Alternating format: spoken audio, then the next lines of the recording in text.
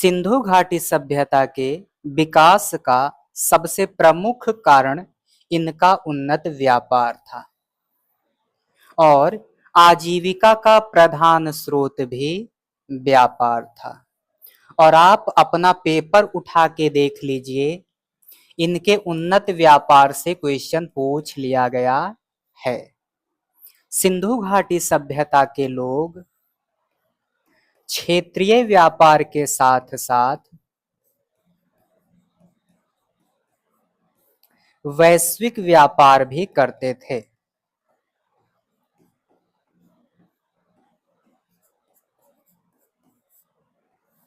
सिंधु घाटी सभ्यता के लोग निर्यात ज्यादा करते थे और आयात कम करते थे।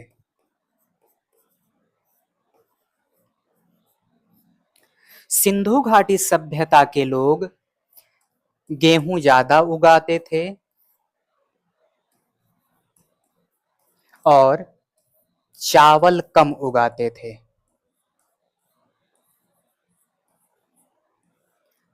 चावल के साक्ष्य रंगपुर और लोथल से मिले हैं।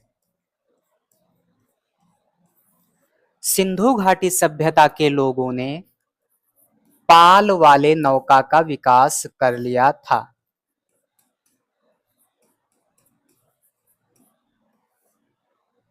जिसके रास्ते अधिक दूरी तक व्यापार संभव हुआ।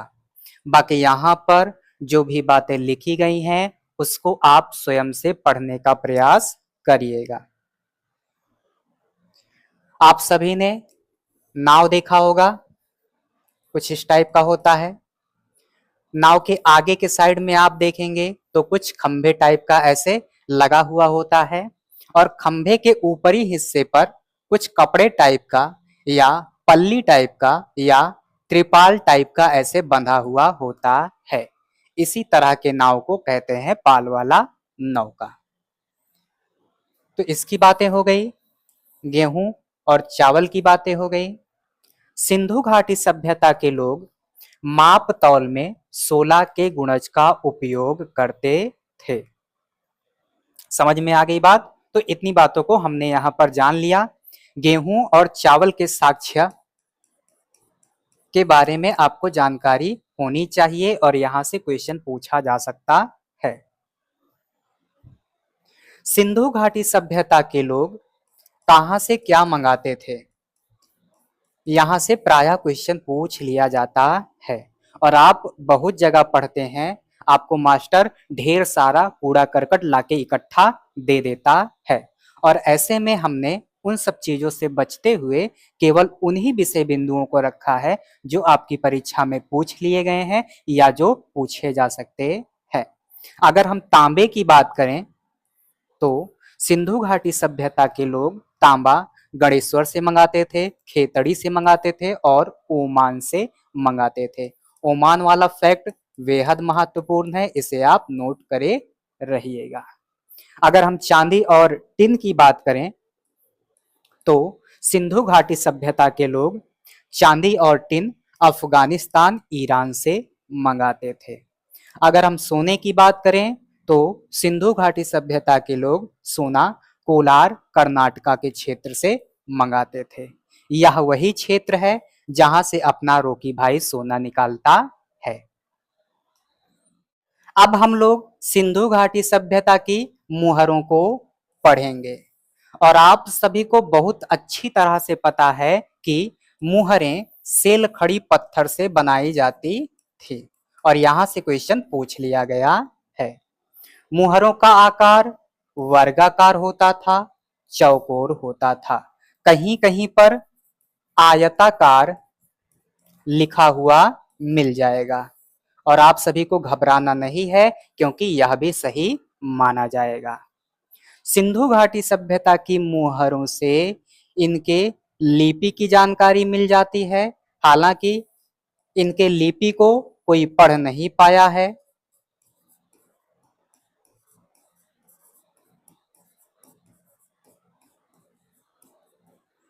इनकी मुहरों से धर्म की जानकारी मिल जाती है और विद्वान कहते हैं कि ये लोग बहुदेववादी रहे होंगे।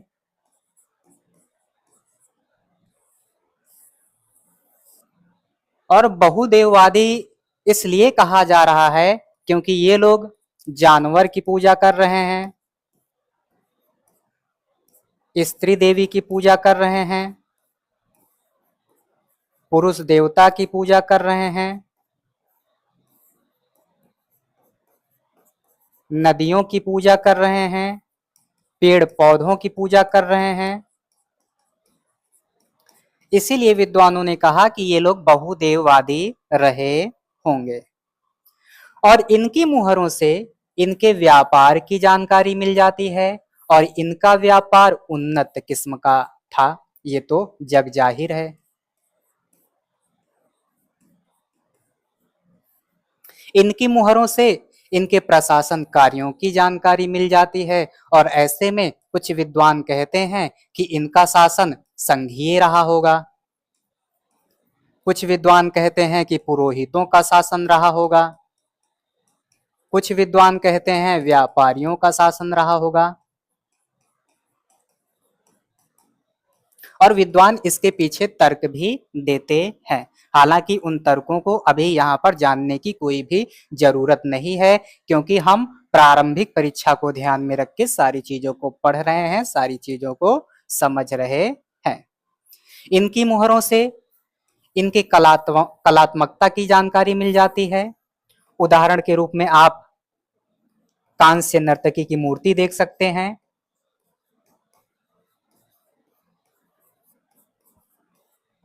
इतनी बातें समझ में आ गई। और इनकी मुहरों पर ध्यान मुद्रा में बैठे हुए योगी का अंकन है और इसे आप ध्यान में रखे रहिएगा, या क्वेश्चन के रूप में पूछा जा सकता है। इस सभ्यता का सबसे महत्वपूर्ण और सबसे पवित्र पशु एक सींग वाला जानवर था, इसे आप ध्यान में रखे रहिएगा। काफी वर्षों से यह क्वेश्चन के रूप में नहीं आया है और पूछने का पूरा पूरा गुंजाइश बन रहा है, तो ध्यान में रखे रहिएगा। सभ्यता का सबसे पवित्र, सबसे महत्वपूर्ण जानवर अगर कोई था तो एक सींग वाला पशु था। पहले नंबर पर यह था, दूसरे नंबर पर कुबड़ वाला बैल था। क्रम आप ध्यान में रखे रहिएगा। पहले नंबर पर कौन है? एक सींग वाला जानवर। दूसरे नंबर पर कुबड़ वाला बैल। तो ध्यान में रखे रहिएगा, क्वेश्चन के दायरे में हो सकता है। फिर इनकी मुहरों पर कुबड़ वाले बैल का अंकन है और यह सभ्यता का दूसरा महत्वपूर्ण पशु हो जाएगा और इसी रूप में क्वेश्चन पूछा जा सकता है। ध्यान में रखे रहिएगा। इनकी मुहरों पर गैंडा, हाथी, शेर, स्वास्तिक, दो शेरों से लड़ता अकेला आदमी, सर्प, बंदर, भेड़ इत्यादि का अंकन है। और ये लोग लिंग योनि की पूजा करते रहे होंगे, ऐसा कई सारे विद्वान बताते हैं। और यहाँ पर एक बात जो आपको सबसे ज्यादा महत्वपूर्ण के रूप में जानना है वह यह है कि ये लोग घोड़े से कम परिचित थे, क्योंकि घोड़े के साक्ष्य कम मात्रा में मिले हैं और यह क्वेश्चन के रूप में आपसे पूछ लिया गया है। सुरकोटदा, कालीबंगा, लोथल जैसे स्थलों से घोड़े के साक्ष्य मिलते हैं, लेकिन कम मात्रा में मिलते हैं। और एक बात आप और जान लीजिए, ये लोग अपनी मुहरों पर गाय का अंकन नहीं किए थे। इनकी मुहरों पर से गाय का अंकन नहीं मिला है और यह भी क्वेश्चन के रूप में पूछ लिया गया है। उठा के पेपर देख लीजिए, न विश्वास हो तो क्वेश्चन के रूप में पूछ लिया गया है। तो गाय का अंकन मुहरों पर नहीं है। कोई कारण रहा होगा जिसकी वजह से इन्होंने मुहरों पर गाय का अंकन नहीं किया होगा। लेकिन अगर हम कहें कि ये लोग गाय के बारे में जानते ही नहीं रहे होंगे तो ये बात गलत हो जाएगी, क्योंकि सभ्यता का दूसरा सबसे महत्वपूर्ण पशु कुबड़ वाला बैल है और जब बैल है तो गाय तो रही ही होगी। तो हम अगर कहें कि ये लोग गाय के बारे में नहीं जानते थे तो बात गलत हो जाएगी। हाँ, कोई कारण रहा होगा भाई जिसकी वजह से नहीं हो पाया होगा। तो जो कुछ भी लिखा गया है उसे आप देखते भी रहिएगा। अब हम बात करेंगे मनके की। आप सभी ने बहुमूल्य पत्थरों को देखा होगा। उन्हीं पत्थरों को तराश के, काट के, छांट के कोई कोई अंगूठी बना लेता है, कोई कोई मनका बना लेता है, माला बना लेता है। तो उन्हीं सब चीजों को हम यहाँ पर समझेंगे। ये जो मनके होते थे, ये कार्नेलियन पत्थर के और लाजवर्द पत्थर के बनाए जाते थे। लाजवर्द पत्थर की प्राप्ति अफगानिस्तान के बदस्खा पहाड़ी से होती थी और यह फैक्ट बेहद महत्वपूर्ण है, नोट करे रहिएगा। सोतुरघई और मुंडी काक अफगानिस्तान की प्रमुख मंडियां थी, जहां से इन पत्थरों का सिंधु सभ्यता के बाजारों में निर्यात होता था। और इसी सोतुरघई और मुंडी गाक को, ध्यान दीजिए, इसी सोतुरघई और मुंडी गाक को सिंधु सभ्यता का उपनिवेश भी कहा जाता है। और जब आप वनडे एग्जाम वगैरह की तैयारी करते हैं तो वहां पर ऐसे फैक्ट पूछ लिए जाते हैं, वहां पर ऐसे फैक्ट पूछ लिए जाते हैं, नोट करे रहिएगा। अब हम बात करेंगे इनके मृदभांडों की। मृदभांड का मतलब होता है मिट्टी का बर्तन।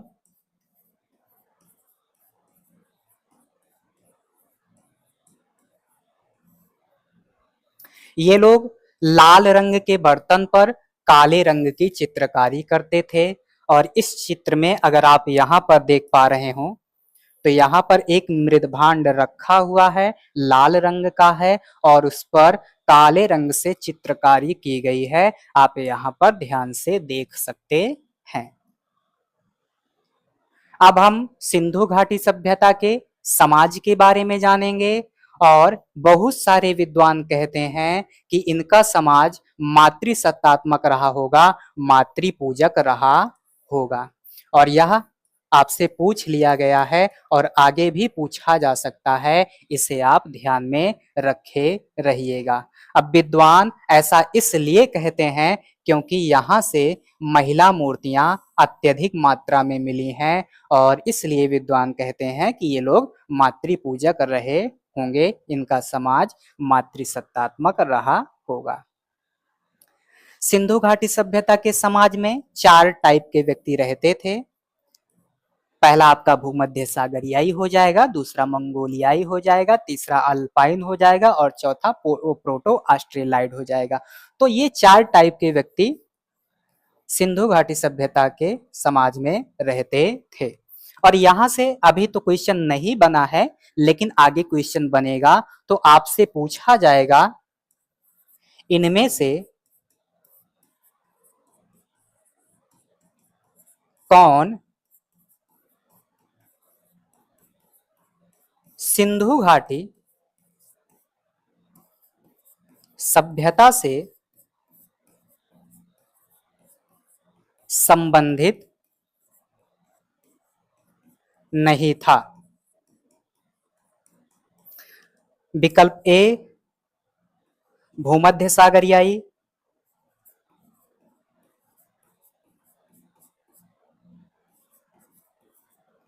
विकल्प बी अल्पाइन,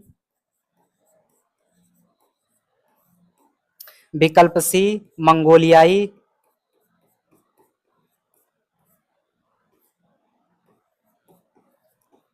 विकल्प डी निग्रो।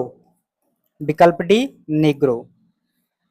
आपसे यहां पर क्या पूछा जा रहा है, इनमें से कौन सिंधु घाटी सभ्यता से संबंधित नहीं है, कौन सा संबंधित नहीं है। विकल्प ए भूमध्य सागरीय, विकल्प बी अल्पाइन, विकल्प सी मंगोलियाई और विकल्प डी निग्रो। अब यहां पर देखो और तुरंत इसका उत्तर दो। तो आपने देखा कि जो निग्रो मूल का प्रजाति है, निग्रो मूल का व्यक्ति है, वह सिंधु घाटी सभ्यता से संबंधित नहीं है। तो इसे आप काटकर उड़ा दीजिएगा और क्वेश्चन पूछा जाएगा तो इसी तरह से पूछा जाएगा, इसको आप ध्यान में रखे रहिएगा। सिंधु घाटी सभ्यता की राजनीति। और मैंने पीछे भी बताया कि कुछ विद्वान कहते हैं कि पुरोहितों का शासन रहा होगा, कुछ विद्वान कहते हैं कि इनकी शासन व्यवस्था संघीय रही होगी जैसे आज के टाइम पर है, कुछ विद्वान कहते हैं कि व्यापारियों का शासन रहा होगा।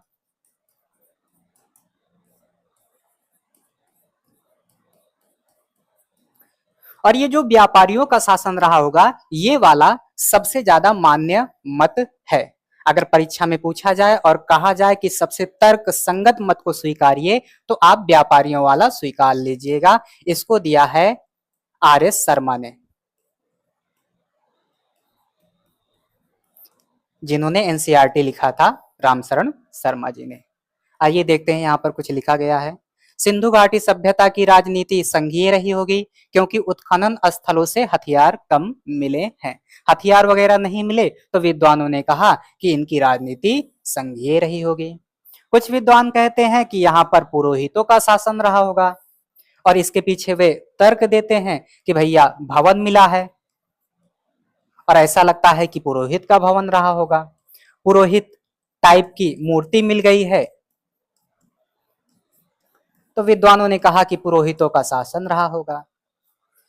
इनका व्यापार उन्नत किस्म का था, तो इसीलिए विद्वानों ने कहा कि यहाँ पर व्यापारियों का शासन रहा होगा, और इनमें प्रमुख हो जाएंगे अपने आर.एस. शर्मा, रामशरण शर्मा, है ना। इन्हीं आर.एस. शर्मा को ही रामशरण शर्मा कहते हैं। ब्रैकेट में लिख लो रामशरण शर्मा, रामशरण शर्मा। इन्होंने कहा कि व्यापारियों का शासन रहा होगा और यह सर्वाधिक मान्य मत है, सर्वाधिक मान्य मत है, ऐसा बहुत सारे विद्वान कहते हैं। तो आप इसी तरीके से इसको तैयार करिएगा, इसको याद करिएगा। अगर इनके राजनीति से क्वेश्चन आता है तो इसी दायरे में रहेगा, इसी इतने में रहेगा, ये बात आपको पता होनी चाहिए। और एग्जामिनर में इतना भी साहस नहीं है कि वो इस दायरे को तोड़कर क्वेश्चन पूछे। समझ में आ गई बात? एग्जामिनर में इतना साहस नहीं है, इतना दम नहीं है कि इस दायरे को तोड़े और क्वेश्चन पूछे। सिंधु घाटी सभ्यता में मंदिर नहीं मिले हैं, और यह भी आपकी परीक्षा में क्वेश्चन के रूप में पूछ लिया गया था। ये लोग बहुदेववादी थे, काफी बार हम लोग चर्चा कर चुके। तो ये इनके यहाँ मंदिर नहीं थे, ये आपको पता होना चाहिए। ये आपकी परीक्षा में पूछ भी लिया गया है और आगे भी पूछा जा सकता है, क्योंकि कुछ फैक्ट ऐसे होते हैं जो हमेशा पूछे जाते रहते हैं। तो उन्हीं में से यह वाला फैक्ट है, ध्यान में रखे रहिएगा। अब हम यहाँ पर सिंधु घाटी सभ्यता की लिपि को देखेंगे, और मैं काफी बार बता चुका कि इनकी लिपि भाव चित्रात्मक थी। कहीं कहीं चित्र लेखिए भी लिखा हुआ मिल जाता है, तो आप सभी घबराइएगा मत, क्योंकि यह भी सही माना जाएगा। और इनकी लिपि को अभी तक कोई भी पढ़ नहीं पाया है, और इसी वजह से सिंधु घाटी सभ्यता को आद्य ऐतिहासिक काल के अंतर्गत रखा जाता है।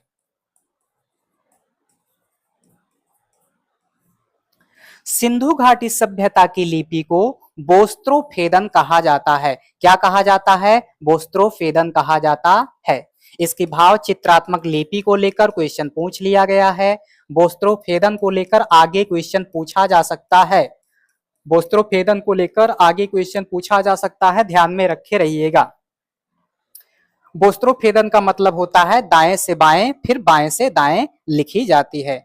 आप सभी ने इनकी लिपियों को देखा होगा, तो कुछ इस तरह से शुरू होती है, फिर इधर जाती है, फिर इधर आती है, फिर इधर से इधर जाती है, फिर इधर से इधर आती है, फिर इधर से इधर आती है। इसी को कहते हैं बोस्त्रोफेदन, और इस बोस्त्रोफेदन को ध्यान में रखे रहिएगा, यहाँ से क्वेश्चन पूछा जा सकता है। और जो ध्यान में नहीं रखेगा वह बाद में पछताएगा, और इन चर्चाओं को जो देख नहीं रहा होगा वह परीक्षा देने के बाद यकीनन बहुत पछताएगा, और 1 वर्ष नहीं 2-4 वर्ष तक पछताएगा कि काश हम इन चर्चाओं को देख लिए होते तो हमारा इतना क्वेश्चन सही हो जाता।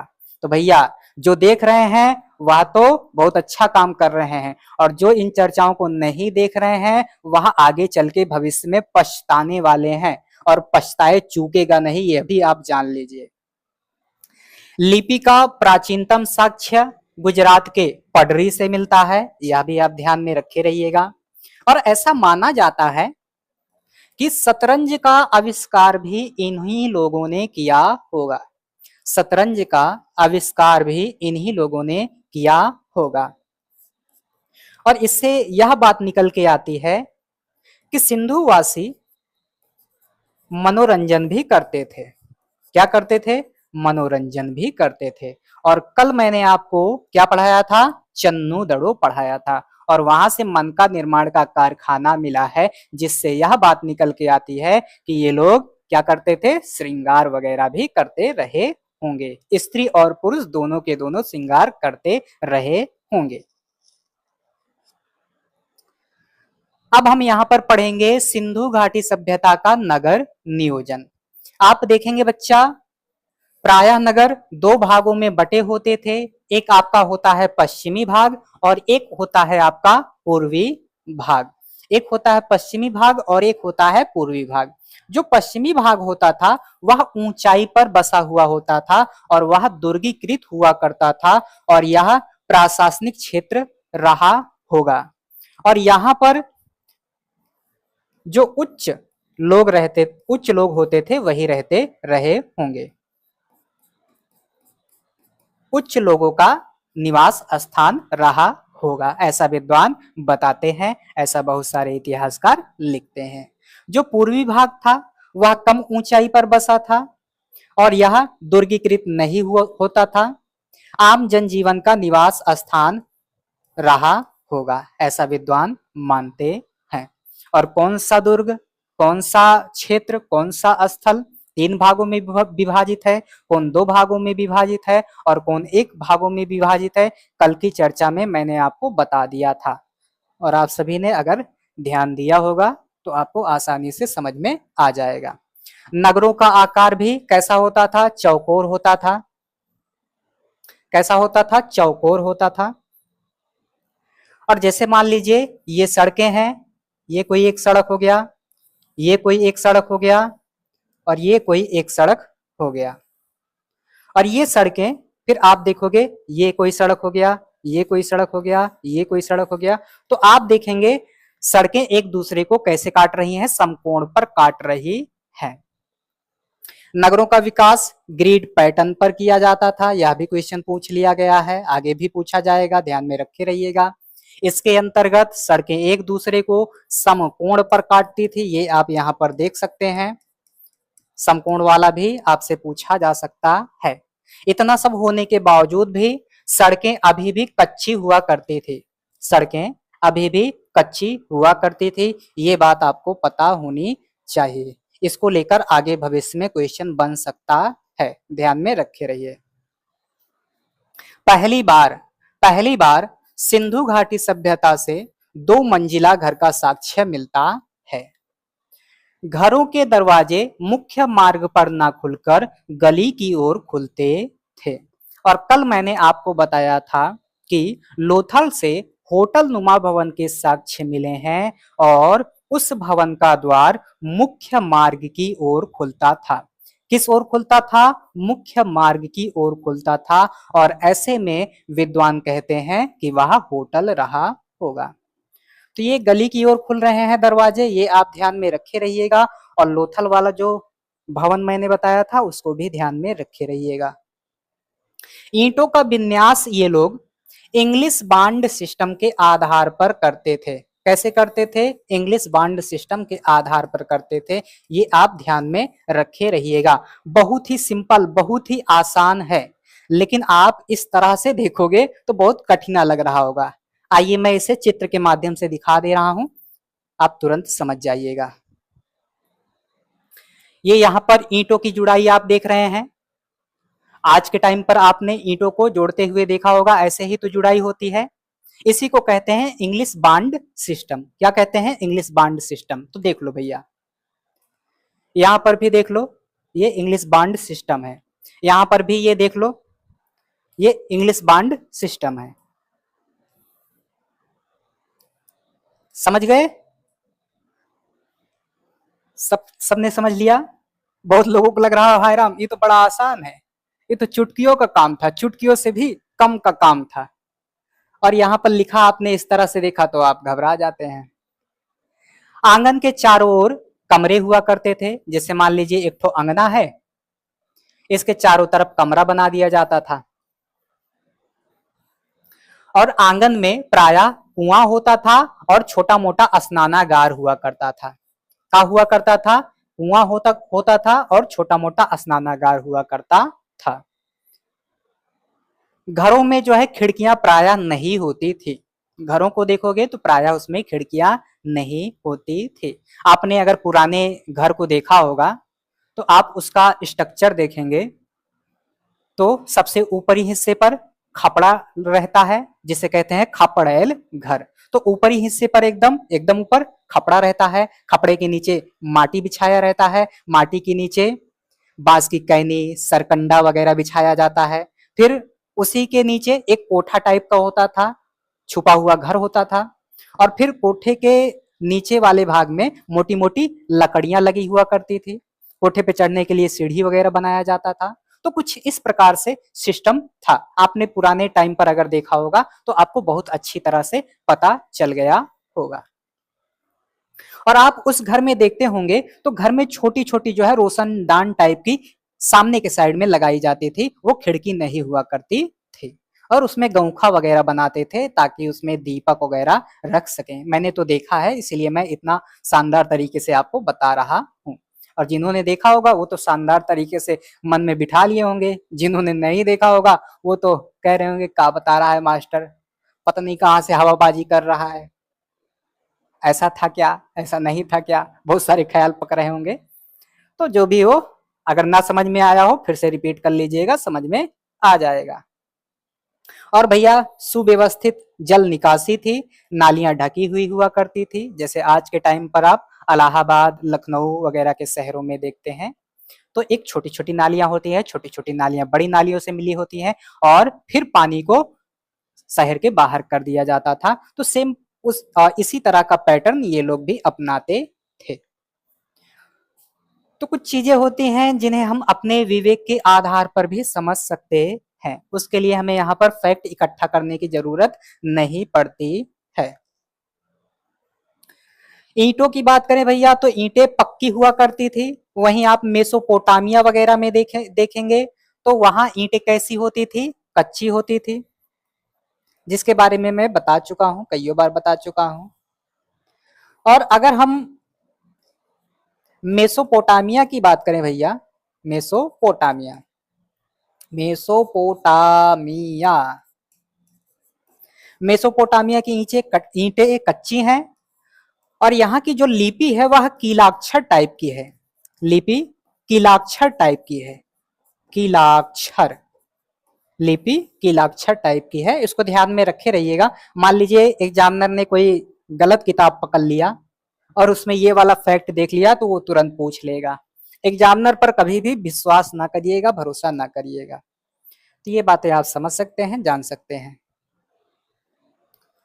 अब हम देखेंगे सिंधु घाटी सभ्यता का पतन। सिंधु घाटी सभ्यता का पतन कैसे हुआ था, आइए जानते हैं। एक अपने विद्वान आ जाते हैं मार्टिमर व्हीलर। कौन आ जाते हैं? Mortimer wheeler. ये कहते हैं कि आर्यों का आक्रमण हुआ होगा और सिंधु घाटी सभ्यता का पतन हो गया। अब मेरे भाई ये बताओ आप, आर्य लोग इधर से आ रहे हैं और जब ये आ रहे हैं तो ये लोग कैसा जीवन जी रहे हैं? खाना बदोश जीवन जी रहे हैं, घुमंतु जीवन जी रहे हैं। इनके पास ना तो ज्यादा संसाधन है, ना तो लड़ने का सामान है, बेचारे खाने के लिए भी तरस रहे हैं, इधर उधर से इकट्ठा कर रहे हैं। और ऐसे में इतनी उन्नत सभ्यता का ये लोग पतन कैसे कर सकते हैं, कैसे कर सकते हैं? विद्वानों ने पूछा और जब पूछा तो कहा बाबू तुम गलत बोल रहे हो, तुम्हारा ये जो फैक्ट है यह मान्य नहीं होगा। तो इसीलिए वर्तमान में यह मत स्वीकार्य नहीं है, यह मत स्वीकार्य नहीं है। और जो भी लिखा है आप खुद से पढ़ लीजिएगा। फिर एक विद्वान आते हैं मार्शल जी। ये कहते हैं कि बाढ़ आया होगा और सिंधु घाटी सभ्यता का पतन हो गया होगा। और आपने मोहनजोदाड़ो मूवी देखा होगा तो उसमें बाढ़ दिखाया गया है। और ये लोग अक्सर नदियों के किनारे बसते थे। छोटी और साधारण मामूली बाढ़ तो इनका कुछ भी नहीं बिगाड़ सकती थी। और आपने फिल्म में देखा था, बहुत बड़े लेवल पर बाढ़ आया था और आते ही पूरी की पूरी सभ्यता को नष्ट करके चला गया। तो मार्शल भाई साहब कहते हैं कि बाढ़ आया होगा और सिंधु घाटी सभ्यता का पतन हो गया होगा। फिर एक विद्वान आते हैं फेयर सर्विस। ये कहते हैं कि पर्यावरणीय संकट आया होगा और इनका पतन हो गया। इन्होंने ईंटों वगैरह को पकाने के लिए जंगलों को काटा होगा, जिससे सूखा वगैरह पड़ा होगा, अकाल की स्थिति बनी होगी और इस सभ्यता का पतन हो गया होगा। फिर और विद्वान आते हैं जिसमें लैम्ब्रिक आ जाएंगे, राइक्स आ जाएंगे, ए.आर. साहनी आ जाएंगे। ये कहते हैं कि भूवर्तनिक विक्षोभ हुआ होगा, जिसके कारण इस सभ्यता का पतन हो गया।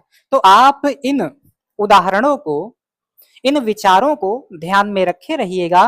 और अगर आपसे क्वेश्चन पूछा जाएगा तो इस तरह से पूछा जाएगा कि सबसे कम मान्य मत कौन सा है, सबसे कम स्वीकार्य मत कौन सा है, तो आपको मार्टिमर व्हीलर वाला बताना है। किसका बताना है? मार्टिमर व्हीलर वाला बताना है। ये बातें आपने समझ लिया।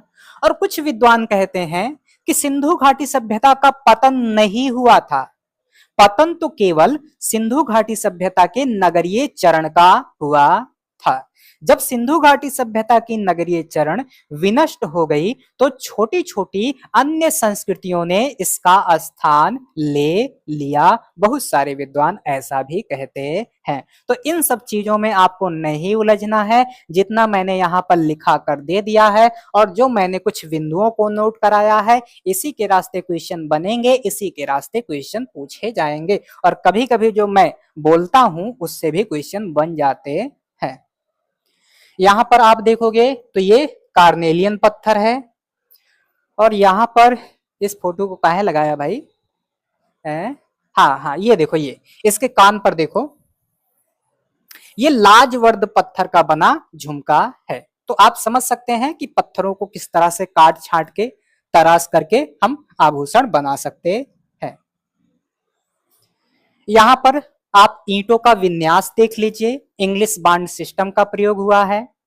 इसके मृदभांड को देख लीजिए, लाल रंग के मिट्टी का बर्तन है, उस पर काले रंग की चित्रकारी की गई है। इस नायिका की हाथों पर आप देखोगे तो मनकों के बने आभूषण ये पहनी हुई है। इसके मुकुट की तरफ आप देखेंगे तो शंख वगैरह लगा हुआ है, यहाँ बहुत अच्छे अच्छे मनके लगे हुए हैं। तो ये सारी चीजें आप देखिए। यहाँ मिट्टी के बने बहुत सारे खिलौने वगैरह रखा हुआ है, ये दीपक वगैरह रखा हुआ है। इसको आप देखिए, दीवार पर भी इन्होंने देखो कुछ ना कुछ चित्रकारी कर रखा है। यहाँ पर आप ध्यान से देखोगे तो एक सींग वाला पशु दिख जाएगा। यहाँ पर आप ध्यान से देखोगे तो कुबड़ वाला बैल दिख जाएगा। ये शायद गैंडा है, ये अपना पुरोहित भाई साहब है। ये हाथी है और ये शायद उर्वरता की देवी रही होंगी, मातृ देवी की कलाकृति रही होगी। ये या तो बाघ है या तो चालाक लोमड़ी की कहानी है, जूम करके देखिएगा। ये अपनी नर्तकी हो गई। ये कुछ खिलौने हैं जो इक्का गाड़ी को दर्शा रहे हैं। यहाँ पर थोड़ा बड़ा बड़ा यहाँ पर दिया गया है। ये शायद मातृ देवी की कलाकृति होगी। ये अपना कुबड़ वाला बैल है। ये एक सींग वाला पशु हो जाएगा। ये दो शेरों से लड़ता हुआ आदमी है, जिसे कई सारे विद्वान गिलगमेश के नाम से जानते हैं, गिलगमेश नाम से पुकारते हैं। ये कौन है? ये समझ में नहीं आ रहा भैया, मेरे पल्ले नहीं पड़ रहा है। ये हाथी है। ये आपका महान स्नानागार है जो कि मोहनजोदाड़ो से मिला था। इसमें उतरने के लिए सीढ़ियां बनाई गई हैं और इसे विशेष अवसर पर चालू किया जाता था। इसमें पानी इकट्ठा किया जाता था और पानी को कुएं वगैरह से भरा जाता था। आपसे क्वेश्चन गलत कराने के लिए पूछा जा सकता है कि इसमें पानी सिंधु नदी से भरा जाता था, तब आप कहना नहीं, कुएं वगैरह से भरा जाता था। और इसमें एक ठो बगल से पाइप लगा हुआ है, उसी के रास्ते जब इसका उपयोग हो जाता था पानी को बाहर कर दिया जाता था। और इसमें रिसाव वगैरह ना हो इसीलिए चारकोल वगैरह की परत इस पर चढ़ा दी गई है। ये सारी बातें आप ध्यान में रखे रहिएगा। इस नायिका को आप देखिए और ये आप इसके मुकुट पर देख सकते हैं, मनके वगैरह का बना हुआ ये कुछ आइटम पहनी हुई है। तो इसको आप देख लीजिएगा। तो आज के लिए बस इतना ही।